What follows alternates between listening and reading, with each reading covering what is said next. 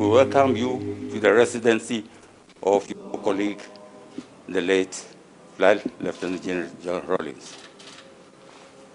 We want to thank you for having an audience with us yesterday and giving us the necessary support for a state funeral. The family has been meeting and making plans towards the funeral, and we will get you posted about all the arrangements we are making. You're welcome. Former First Lady, members of the family of President Rawlings,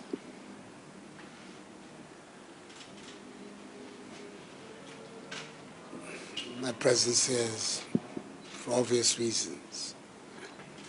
Like the 30 other million people of Ghana, we were all shocked yesterday to hear that our first president has gone to meet his maker.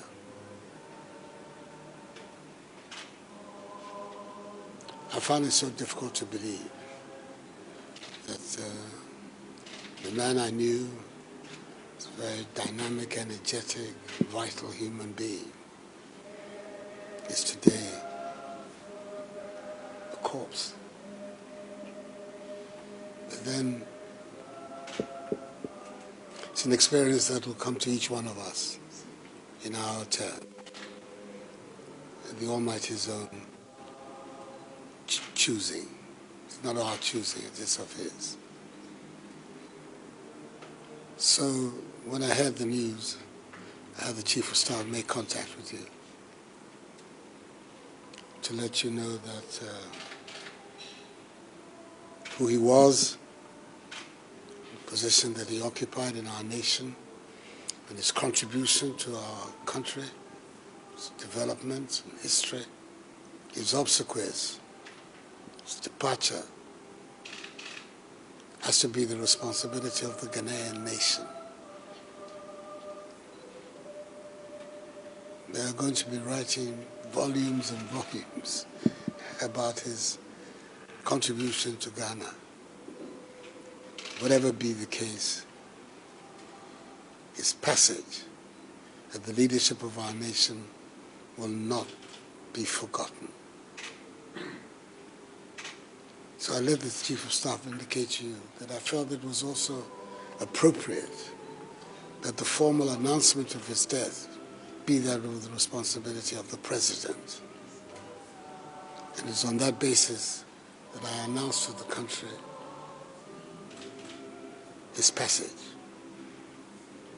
In the evening, you sent a delegation involving Colonel Abutui, Aguji, your eldest of your children, and the others to come and officially inform me of it.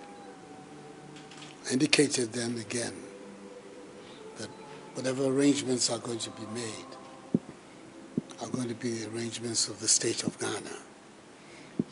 We have to make sure that this man is given a befitting state burial.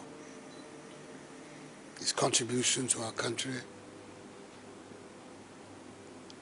is enormous, many, many, many grounds.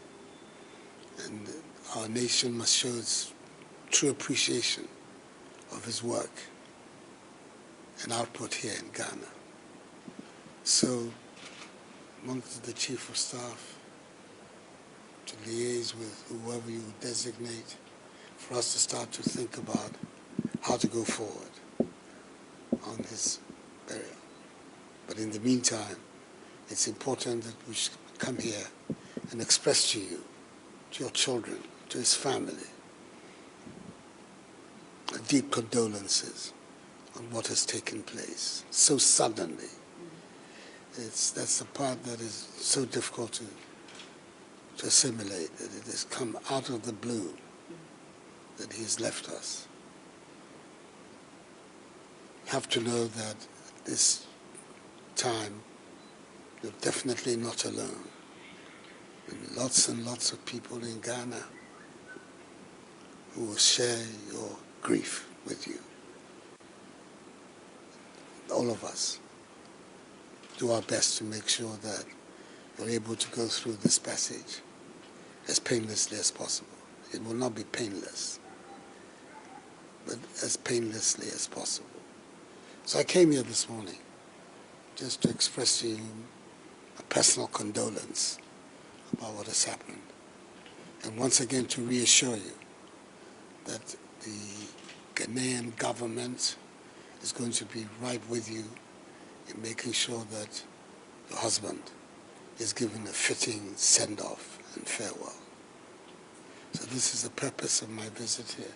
And I'm here, as you can see, with the Vice President, his wife, the Second Lady, Chief of Staff of the Office of the President, the Chairman of our party, the New Patriotic Party, my own brother is here as well, and our Ambassador in China, as well as the Deputy Chief of Staff in my office, the National Security Advisor, General Ochre, all came together to come and express our sympathies and condolences to you, your children and family.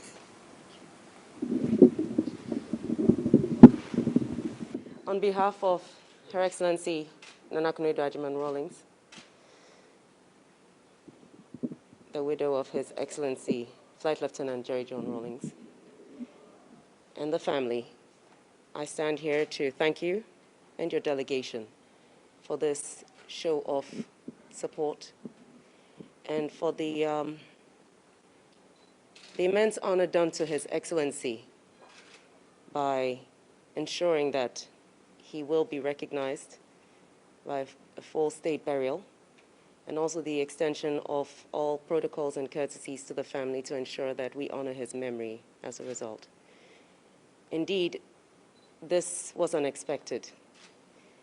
I suppose, on the one hand, he managed to send his mother off first, which was one of his concerns, which he made a point of mentioning in his tribute to his late mother. And as you rightly said, the Lord giveth and the Lord taketh.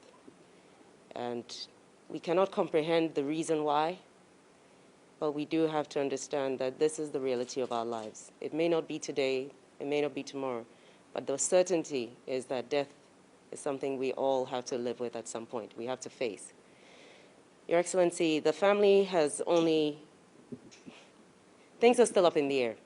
We are yet to discuss the date of the funeral, and as such, what we can do today is to thank you once again for paying us a visit today and honoring us, and to let you know we will work closely with the Chief of Staff and with State Protocol to ensure that the wishes of both are honored as much as possible, both the family and of the state, to ensure that this goes off without a bit of a problem at all. We go through smoothly and honor the memory of the man he was. Once again, we thank you, and may God bless you all. Thank you.